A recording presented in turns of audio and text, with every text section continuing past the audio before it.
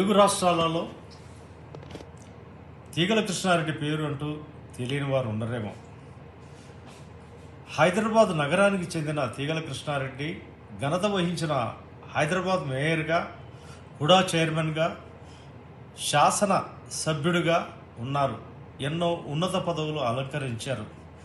ఈ నేపథ్యంలో తాజా రాజకీయాల పరిస్థితిపై మీడియా గాంధీ న్యూస్ ఛానల్ ప్రతినిధి కొన్ని విషయాల్ని వారిని పాలు పంచుకోవడంతో వారు ఈ విధంగా అభిప్రాయం వెల్లడించారు. నమస్కారం అండి. నమస్కారం అండి. నేను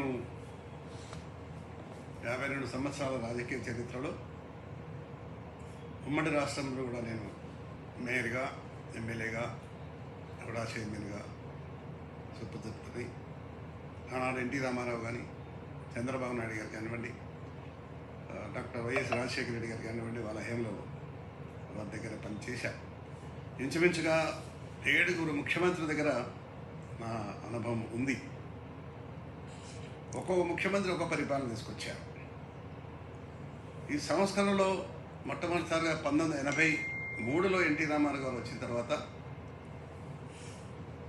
కల్మషం లేకుండా రాజకీయాలు చేసి ఉన్నతమైనటువంటి వ్యక్తిగా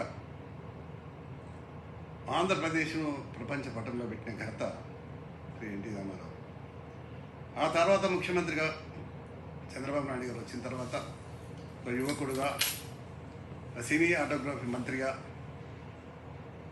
మన దగ్గర ప్రస్తుతానికి 12-13 సంవత్సరాలు ముఖ్యమంత్రిగా, ఇప్పుడు ప్రస్తుత ఆంధ్రప్రదేశ్ ముఖ్యమంత్రిగా సేవలు అందిస్తున్నారు.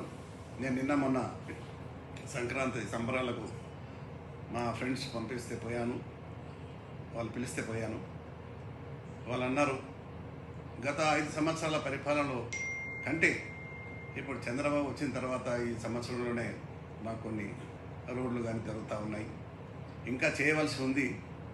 నిన్న మొన్న మనకు విజయవాడలో పెద్ద ఫ్లడ్ వచ్చి కొట్టుకపోతే కూడా అది దగ్గరుండి 7 రోజులు అక్కడే ఉండి విజయవాడలో మా అందరూ కూడా కలుపుకొని పోయి డెవలప్ చేసిన సంగతి గుర్తు చేశారు. ఒకరోజు విజయవాడలో ఉన్నాం, అడిగాం ఏ విధంగా ఉందనంటే, ఇప్పుడే కదా వచ్చింది వాళ్ళు 5 సంవత్సరాల పరిపాలనలో దెబ్బతిన్న రోడ్లని కూడా ఇప్పుడే స్టార్ట్ చేస్తున్నారు. అంతేకాకుండా మోదీ గారు, చంద్రబాబు నాయుడు గారు కలయికలో మోడీ గారు చంద్రబాబు నాయుడు గారికి ఎక్కువగా గౌరవించి వాళ్ళు దెబ్బతిన్నారు కదా అని చెప్పి ఆదుకున్న ఘనత మోడీ గారికి ఉంది. ఈ కూటమి ప్రభుత్వం ఏదైతే ఉన్నదో ఆంధ్రప్రదేశ్లో మంచి పరిపాలన ఇస్తున్నారు, బాగుంది అని చెప్పడం చాలా సంతోషమైన విషయం. అందుకనే తెలంగాణ ప్రాంతంలో కూడా ఆ కూటమి ప్రభుత్వం రావాలని, ఎందుకంటే ఆనాడు చేసినటువంటి ఇంటర్నేషనల్ ఎయిర్పోర్ట్స్ కానీ, ఫ్లైఓవర్స్ కానీ, ఒకే రోజు 16 ఫ్లైఓవర్స్ హైదరాబాద్ సిటీలో అప్పుడు చంద్రబాబు నాయుడు ఉన్నప్పుడు తీసుకోవడం జరిగింది. ఇలా తార్నాక కానీ, మెహదీపట్నం కానీ, బేగంపేట కానీ, ఇవన్నీ కూడా ఆ రోజు తీసుకున్న ఫ్లైఓవర్సే. అంతకంటే ముందుగా నేషనల్ హైవే కూడా ఆ రోజు చెట్లు పెట్టే కార్యక్రమం.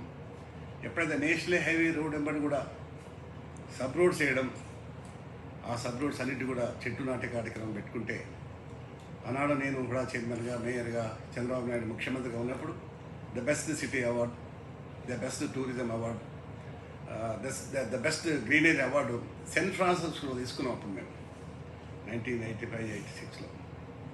ఆ విధంగా పరిపాలన సాగింది కనుకనే తప్పకుండా తెలంగాణ ప్రాంతంలో కూడా ఆ కూటమి ప్రభుత్వం రావాలని నేను మనసారా కోరుకుంటున్నాను.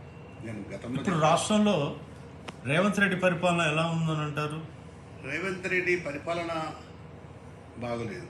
ఎందుకంటే నిన్న మనం చూసాం మూసీ ప్రక్షాళన. ఆనాడు మూసీ ప్రక్షాళన చేసిన